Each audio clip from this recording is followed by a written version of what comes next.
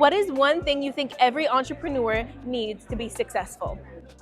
You need to have something that lets you detach from your world of entrepreneurship and just, take a couple of deep breaths. For me, that's yoga. I try and do yoga as much as I can every day because it helps me stay healthy both physically and mentally, and helps me to stay grounded throughout this. It can be a really stressful thing to be building a business. So I think every entrepreneur, whether it's yoga or running, some way to let that stress out and not let it bubble up inside, I think it's really important.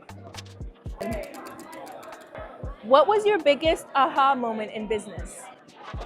My biggest aha moment in business was when I actually got cast on Shark Tank and got a deal, because it was one of those things where we really built something from nothing and never expected to actually go on the show, let alone get a deal. So I had this aha moment of, wow, anything really is possible. Like, you can just do things. And if you have an idea, if you have a vision, you can bring it to life. And I try not to let anything get in the way of the visions I set out for myself. And so I'm really grateful to have learned that at a young age. What is one funny story you remember when starting your business? A funny story when starting the business.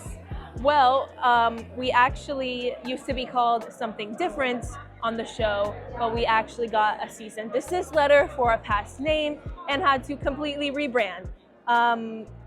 It wasn't really funny at the time. It was actually kind of, scary and stressful, but now looking back, it's a funny story because we came out of it and were able to rebrand in a positive way. And, but looking back, yeah, that's pretty funny that happened.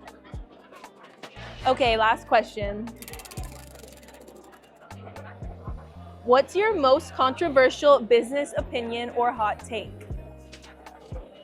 My business hot take is that you don't have to have invented something completely new for it to be like a new and exciting business. You don't need to reinvent the wheel. It's all about how you brand it and how you're making your customer feel when they buy your product. Because you can be making the same exact product as the next person, but if you make them feel differently when they buy your product, that is what your business is. It's not necessarily always about your product. We live in a day and age now where having a great product is table stakes, and your differentiator is going to be how you make people feel.